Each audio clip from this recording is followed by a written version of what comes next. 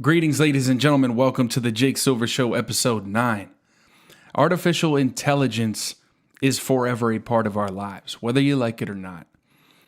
For now, it's writing people's essays, it's writing their papers for college, it's creating your Tinder profile, it's making you seem more interesting on various dating sites. In a few years down the road, several years down the road, I'd say it'll start getting rid of creative writing. It'll start affecting a lot of revenue for artists, whether that's painting, videography, sculpting. There's no limit to what artificial intelligence is capable of producing or reproducing. Humans will be obsolete in the creativity department. AI threatens every human being's job security, whether you're in a trade, whether you're a nurse, whether you're a brain surgeon, or whether you're a janitor. It doesn't matter. Robots and artificial intelligence is a threat to human life as we know it. And it's just something that we're going to live with. It's something that we're going to grow with. It's something that we'll die with. Yes, artificial intelligence will probably be the death of us.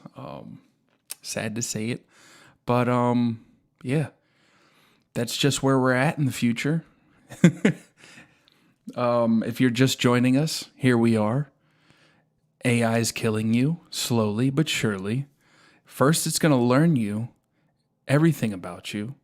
It's going to develop algorithms to string you along and weave you a nice little blanket of comfort. And then one day it'll just cut you out of the system. Fortunately, though, we won't be cut out of the system entirely for a long time. There will be a few generations of us that will live under this artificial intelligence regime. And you might be happy, depending on the way you want to live, but we will all be slaves. And it's not like we all already aren't. But this will be different. This will be a little more intense. You won't have to work those hard labor jobs. So, hey, that's a plus. But for now, we are facing the creative process. The brain work that we have to do as human beings to maintain a job or do something significant in your life, to be unique as a human. Those things are being handed over to artificial intelligence.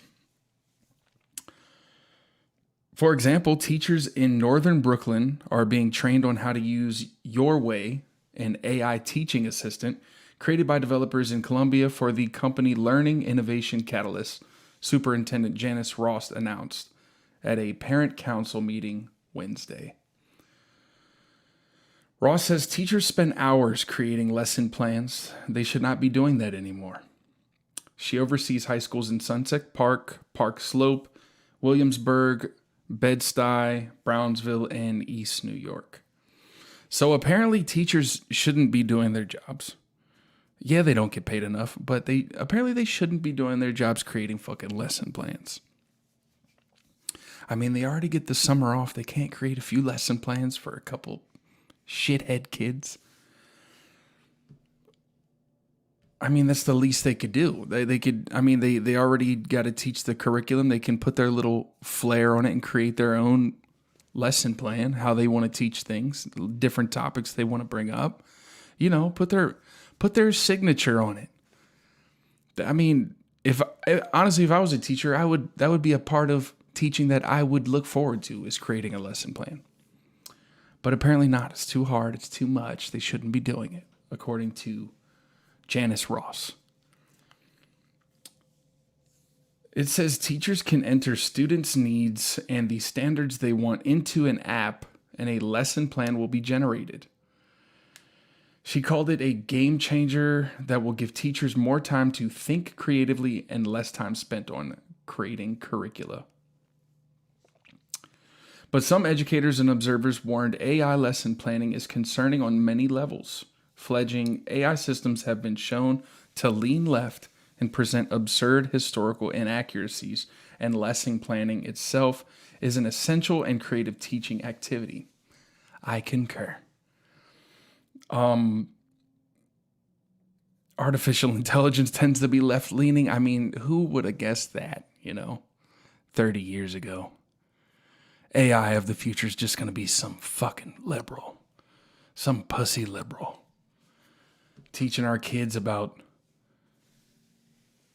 gender fluidity and being kind to everyone just because you want to be accepted.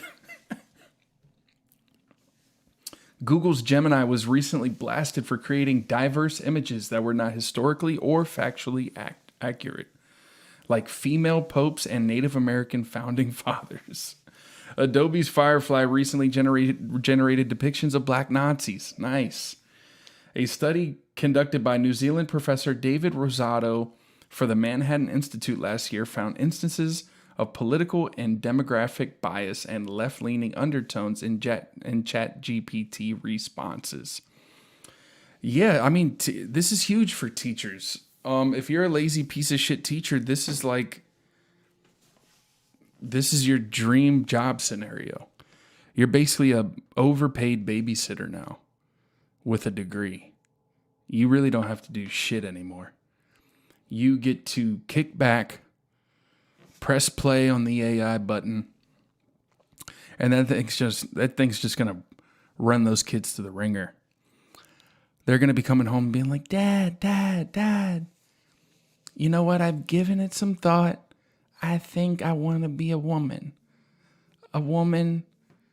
activist. He's gonna be like, you're 7. Shut up.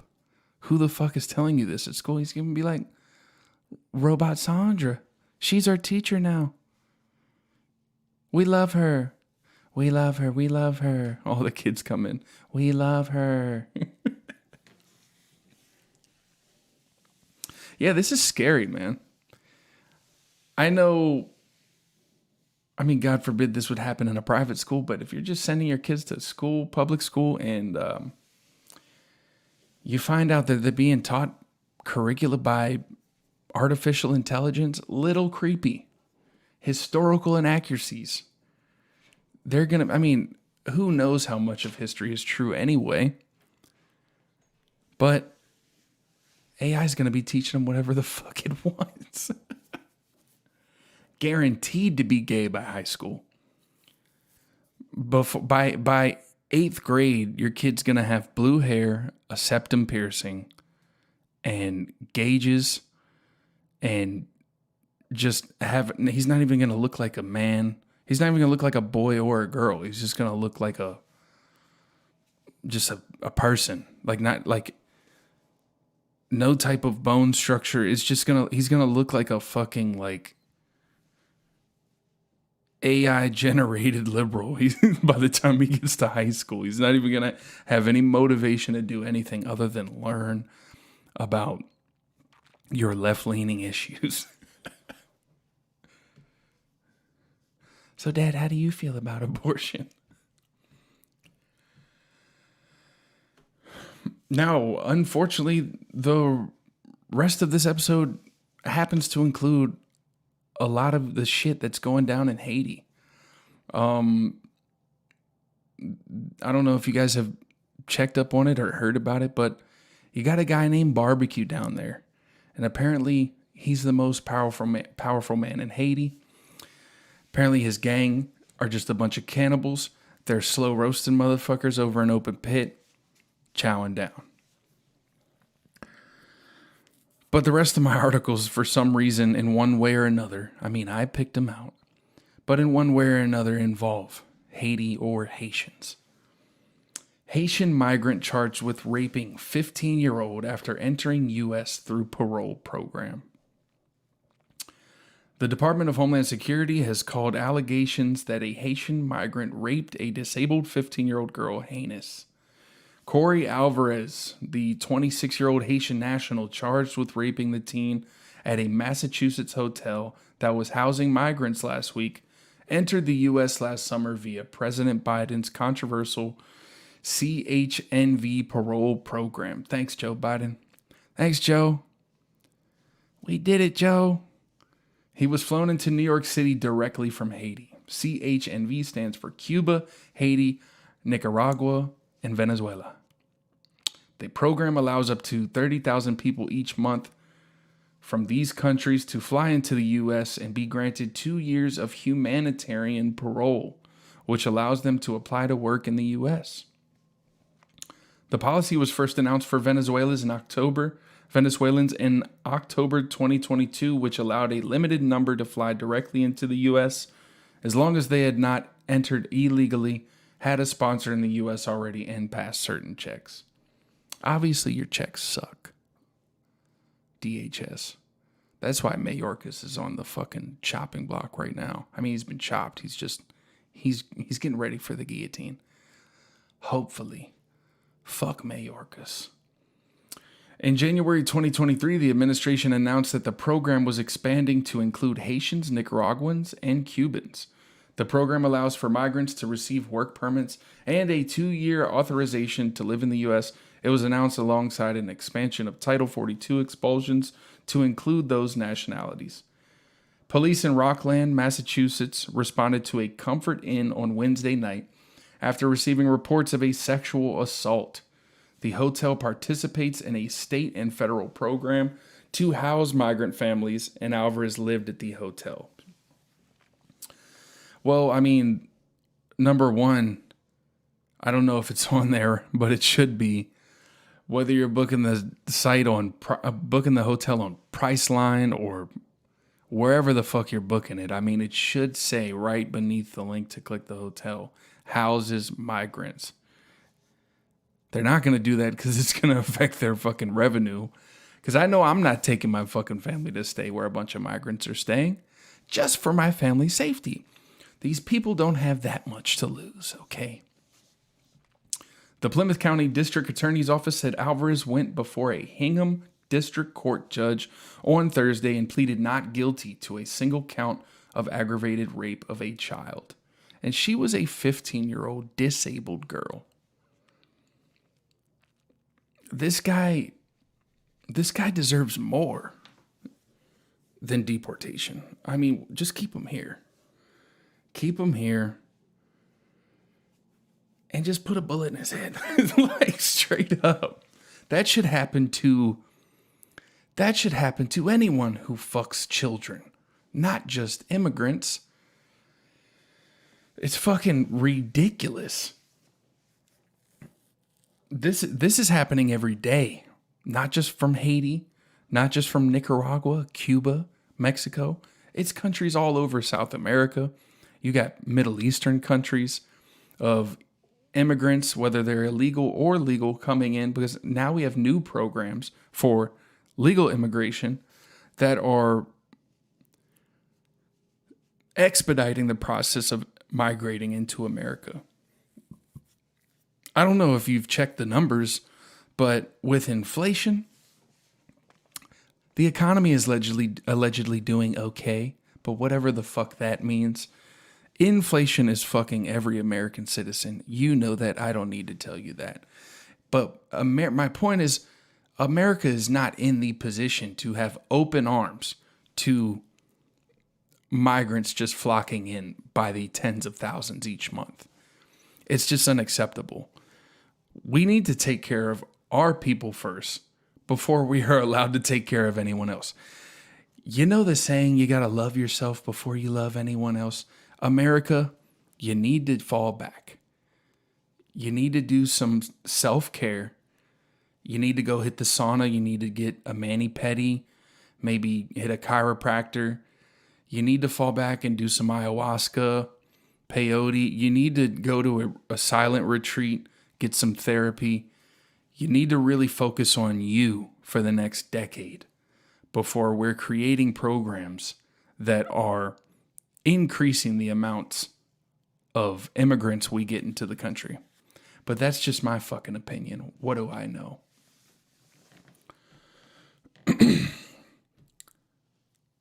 U.S. national security faces major risks as gangs battle for control over Haiti.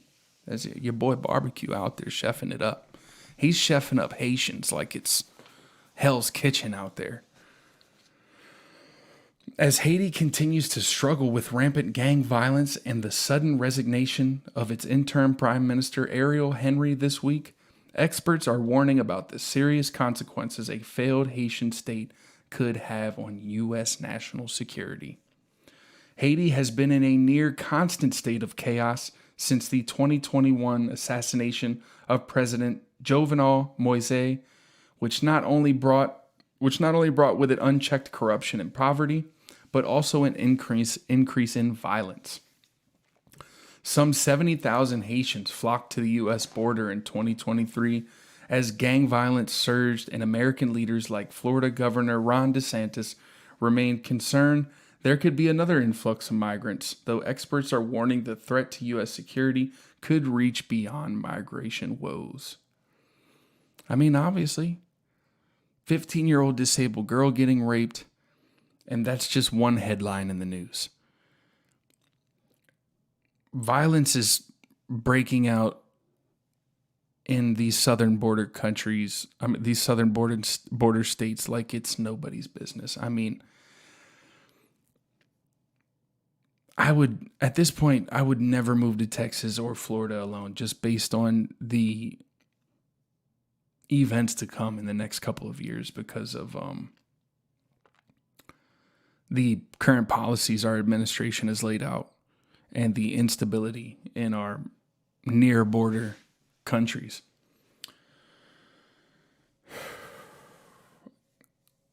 Quote says, a failed state controlled by criminals, drug traffickers, mass murderers, and gangs so close to U.S. soil is not in the foreign policy interest of the U.S., Eddie Acevedo, chief of staff and senior advisor at the Wilson Center think tank, told Fox News Digital. Haitian gangs have not only killed over 3,700 people, they have taken over 80% of the capital city of Port-au-Prince, shut down the airport, and released thousands of inmates from two of the nation's biggest prisons, prompting an international response. Yeah. I would think it's not in the U.S. national security's best interest. Obvious. I mean, this is just getting. It's been out of hand. This is like some fucked up Black Mirror episode where the United States is just unrecognizable. It's already been that way in many downtown parts of the city, but now it's spreading. It's spreading everywhere.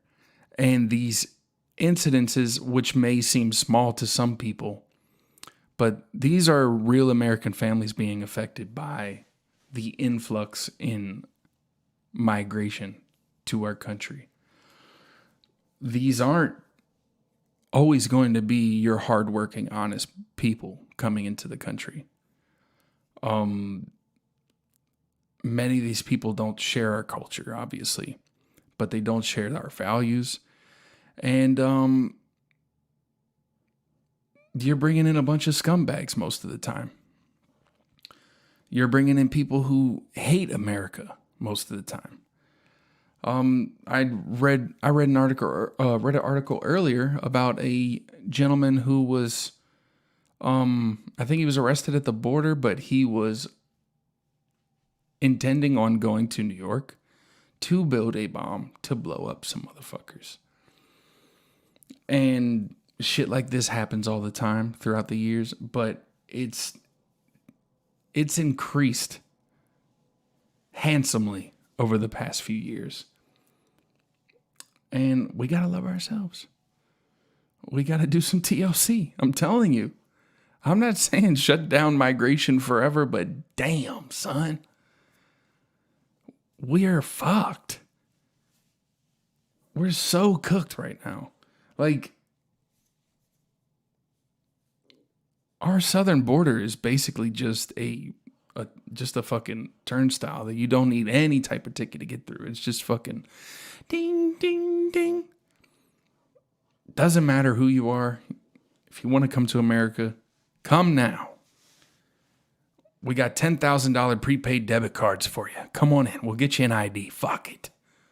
You know who to vote for, though.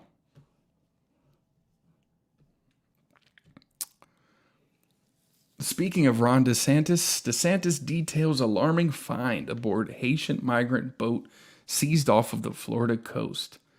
DeSantis on Friday announced that the state law enforcement had intercepted a vessel coming to the Florida coast carrying dozens of Haitian migrants, as well as firearms, drugs, and night vision gear. Because how are you going to traffic the drugs and the humans in nighttime without night vision gear? You got to have that. This is Black Ops Haiti. Quote says, our Florida Fish and Wildlife offices intercepted a vessel that had 25 potential illegal immigrants from Haiti in their boat. In their vessel, they had firearms, they had drugs, they had night vision gear, and were boating very recklessly, which would potentially endanger other folks, DeSantis says. He added to that, implying that the incident occurred recently in the past few weeks. DeSantis made the announcement at a press conference in which he also signed 3 pieces of legislation to deter illegal immigration into the Sunshine State. The deployment in Florida includes 48 National Guardsmen with 4 additional helicopters, 39 officers from the Florida Department of Law Enforcement, 30 additional Florida Highway Patrol officers with aircraft and drones, and 23 additional officers from the Florida Fish and Wildlife Conservation Commission, with 8 additional seacraft, according to DeSantis. So basically a small war. That's it. No worries, America. DeSantis is just building an army with his state law enforcement in order to prevent more of this shit from happening. It's absolutely disgusting. With no assistance from the federal government. In fact, having to fight the federal government just to lawfully defend the state. DeSantis stressed on Friday that this had been going on for a while, and this was an increase in enforcement and not a new operation. He said that since January 2023, officials had assisted the Coast Guard with the interdiction of 670 vessels carrying over 13,500 illegal immigrants. On Tuesday, Rebecca Zimmerman, Assistant Secretary of Defense for Homeland Defense and Hemispheric Affairs, told lawmakers that the Pentagon is alert to the possibility of mass migration event, but it has also not yet seen large numbers. This is what I've said before. America is not in the business of preventative care. They aren't going to treat the wound to prevent infection. They're just going to hopefully cut off the limb once it's infected, or just let you die. Because that's what it feels like they're doing with this country. The numbers aren't big enough, so they're not going to do anything about it. They're just going to let kids get raped, people get murdered, vehicles get stolen, people get mugged, robbed. Just in Maryland, over the past week, there was 5 gentlemen, legal immigrants from Chile, who were arrested in a robbery scheme. This is not just affecting your U.S. southern states. This trickles into everywhere. A lot of them want to go towards D.C. They want to go towards New York City. They want to go to L.A. And these are the biggest cities that America has. And that's where they're going. They're infecting this country. This country is ridden with disease, and that disease being instability of our migration policies, whether they be legal or illegal.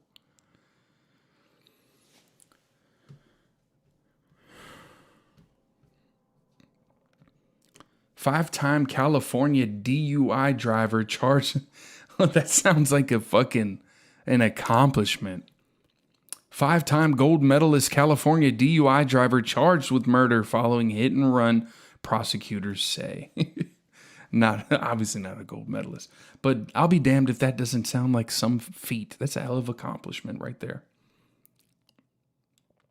A California man who has 5 prior DUI convictions is now facing a murder charge after allegedly hitting and killing a pedestrian this week while driving under the influence of alcohol. California, or I don't know if this has anything to do with it being in California, but it sounds very California. But 5-time DUI champion. How? How is he even allowed to have a set of keys that aren't his house keys? How do you get 5 DUIs and still can even get into a vehicle? He shouldn't even be allowed to call an Uber and sit in the back. 5 DUIs, bro. What? Where does this guy work? Like, what the fuck? How does that happen? Like, I feel like after the 4th one, I mean, that's being generous. After the 4th one, they probably just should have locked him up for like 10 years. Like, holy shit. A California man who has 5 prior DUI convictions is now facing a murder charge after allegedly, I just read that. Jonathan Lopez, 31, was seen drinking alcohol and flipping officers off after leading law enforcement on a short pursuit Tuesday following the fatal incident in Orange, California, in the Los Angeles area, according to the Orange County District Attorney's Office. He has now been charged with felony counts of murder, hit and run with permanent injury or death, evading while driving recklessly, DUI with 3 or more priors, and driving with a blood alcohol level of 0.08 or higher, as well as a misdemeanor count of driving on a suspended license, the office added. The victim in Tuesday's incident has not yet been publicly identified, but Lopez faces a maximum sentence of 18 years to life if convicted on all charges, prosecutors say. Not enough. I mean, he killed someone on his 5th DUI. Led a police chase. Come on, dude. 18 to life. He's got to give this guy 40 fucking years. What a dumbass. What an absolute degenerate piece of shit, Jonathan Lopez, 31 years old you are. You didn't learn your lesson the first 4 DUIs. And now someone's dead. I mean, just fucking, that's what I'm saying. Like, we're allowing people to commit these crimes in these states, and we're not doing much about it. We're not doing enough. This guy probably shouldn't even be free. He probably shouldn't even be a free man walking. It's way too often in America where people are committing crimes, heinous crimes, and they're being released from prison and committing a crime exactly parallel to the crime that they were locked up for, if not something way worse. Go search it. It's happening all the time. It's been happening. Our justice system is failing us and has failed us for years now. It's a fucking joke. It's an absolute joke. But that's all I have for tonight. Thank you so much for joining me on episode 9. If you get a chance, make sure you like, subscribe, leave a comment. I'll get back to you. Thanks for joining me on the Jake Silver Show. Have a good one.